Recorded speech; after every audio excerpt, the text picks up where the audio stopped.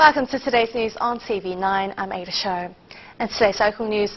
Auckland Transport has announced new plans of separating the city into 3 parking sections with increased parking fees. While Auckland Civil Defence's new mobile phone apps have jumped straight to the top of the download charts in just 2 days. Associates Transport Minister Simon Bridges proposed an overhaul of the vehicle licensing systems, saying they're decades old and changes are needed to save motorists money and time. But industry insiders say that's at the expense of safety. Christy Jai has more. It could soon be a lot cheaper to own a car, as the government is proposing for an overhaul of the licensing systems. According to the Transport Ministry, around $245 million each year is paid in inspection fees, and the time spent getting a warrant of fitness is estimated to be worth $100 million. So, to save money and time for motorists and to update a 75-year-old system, the government wants to make a number of changes, including annual inspections for cars up to 12 years old, then 6 monthly. No inspection to cars 3 years and younger, then annual checks. Inspections based on distance traveled, and a warranty only when the car is sold. Currently, new cars less than 6 years old require an annual inspection. After that, it's 6 monthly.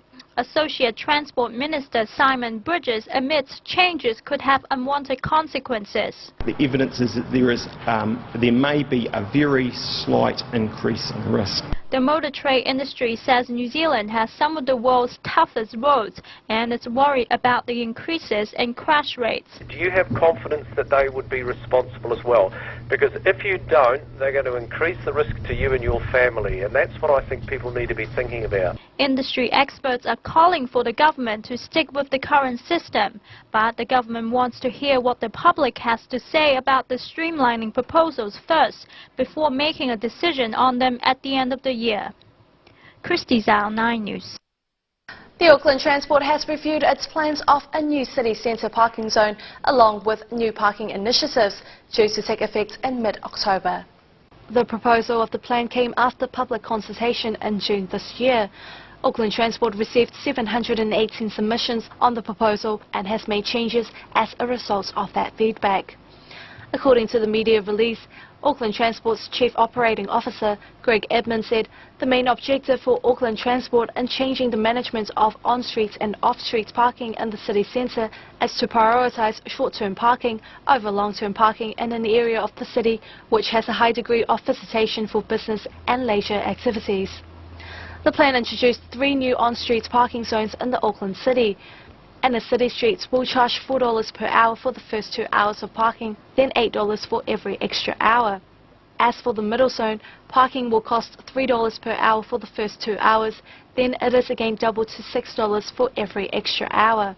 Parking in outer areas such as around Wynyard Quarter and Key Park will also be charged $2 per hour from Monday to Friday.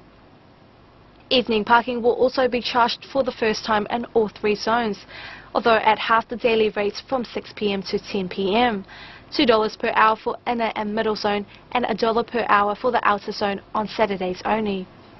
And as a friendly option for quick pickups and drop-offs, as well as for the likes of couriers and delivery companies, Auckland Transport has also announced the removal of most P5, P10 and P15 restrictions, and will be replacing them with a 10-minute grace period, which allows drivers to park 10 minutes for free before payment is required. Details of the changes will be communicated to the public through the Auckland Transport's websites and through a public information campaign closer to the dates. The economy has grown by 0.6% in the 3 months ending June. Agriculture was the biggest growth area, with construction not too far behind. The latest economic growth figures being hailed by the government as the highest annual growth since 2007. New figures also show a rise in the number of online job ads in August, helping offset a trending decline in newspaper ads. Christy Zhao reports. Newspaper job ads have been on a steady decline in recent years, but according to the latest ANZ New Zealand job advertisement series, online ads for August showed a 1.5% increase, offsetting a 2.6% fall in newspaper listings and contributing to an overall rise of 0.9% for the month. The survey finds Auckland's total job ads fell 1.7%, showing non-existent growth in the job market, while Canterbury showed a 3.1% rise because of the reconstruction efforts. Internet ads have bounced back by about half since the recession 3 years ago, but that was partly due to the fact that online ads had captured an increasing market share at the expense of newspapers. Christy Zhao, 9 News. Increasing confidence following a lessening of seismic activity has prompted insurance giant IAG to make more insurance available in Canterbury. From 1st of October, the company will consider insurance for new homes on a case-by-case basis, as well as insurance for existing homes in TC1 zoned areas where liquefaction is deemed unlikely. Auckland Civil Defence's new mobile phone app has been topping the download charts since it was launched earlier this week. With the app in hand, Aucklanders will be able to get advance notification of impending disasters. Christy Jai has more. Apps are everywhere in the 21st century, and that's no exception in the civil defense business. Auckland Civil Defence's new mobile phone app has jumped straight to the top of the download charts within hours of its launch, showing residents strong interest in knowing about impending disasters, such as earthquakes and tsunamis. Councillor Michael Goldie, who also chairs the Civil Defence and Emergency Management Committee, says he's thrilled that people are so keen to embrace new technology. It's really just a new way of informing people out there when an incident happens. So it's very new in the way that it is actually location based, so that when an event happens in Auckland, it will push a notification out to people that have the app and alert them of what's going on, and then they have the ability to share that within their social circle. The new app complements other information available in the media during an emergency, and its launch is timely as next week, on the 26th of September, more than 1 million people will participate in New Zealand Shakeout, the first major national drill in preparation for an earthquake. Christy Zhao, 9 News. The Mid-Autumn Festival is upon us again. Christy Jha takes us to a joyous occasion in East Auckland, where culture and diversity are celebrated. The Mid-Autumn Festival is widely celebrated by the Chinese people, and that's no exception for the local community in Auckland, who has managed over the years to sweep their neighbours away with the highlights of their culture. Last night, during one of the many festivities for the mooncake season, Mayor Len Brown dished about his favourite mooncake, the single yolk white lotus, before going on to talk about the important guanxi between China and New Zealand. Building great economic relationship between New Zealand and China, and also ensuring that the local Chinese and Asian communities feel welcome, that things are going well for them, and we want to encourage them to stay here and continue to do well in their business. Business leaders with closer interactions with the Chinese and Asian communities agree. 1 in 5 or 1 in 4 are being categorized as Asian. And the Chinese will be categorized as one of the most high growing markets in this particular occasion. I think that's very important to really acknowledge that. The CEO of BNZ, who organized last night's event, says New Zealand is a much more diverse country now than it ever was before, and that's a good thing for business and the future of the country.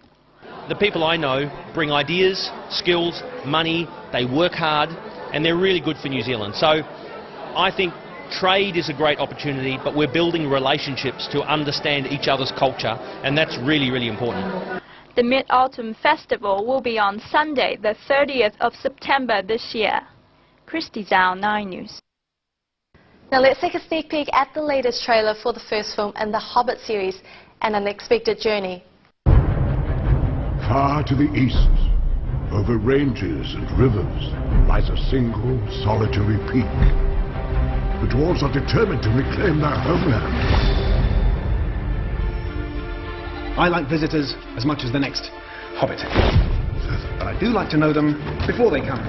visiting. Mr. Baggins? At your service. I'm surrounded by dwarves. What are they doing here? Oh, they're quite a merry gathering. So, this is the Hobbit. You asked me to find the 14th member of this company, and I have chosen Mr. Baggins. Me? No. Hobbits can pass unseen by most if they choose, which gives us a distinct advantage. We will seize this chance to take back Erebor! Here, Mr. Bilbo! Where are you off to? I'm going on an adventure! Mithrandir, why the halfling? Why Bilbo Baggins? Perhaps it is because I'm afraid. It gives me courage. So this is your purpose, to enter the mountain? What of it? There are some who would not deem it wise.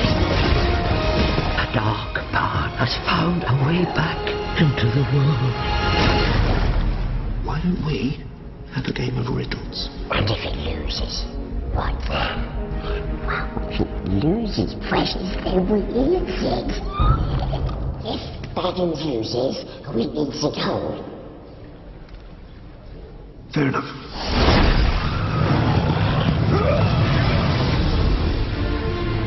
I will take each and every one of these dwarves over the mightiest army. Loyalty, honor, a willing heart. I can ask no more than that. Home is now behind you. The world is ahead.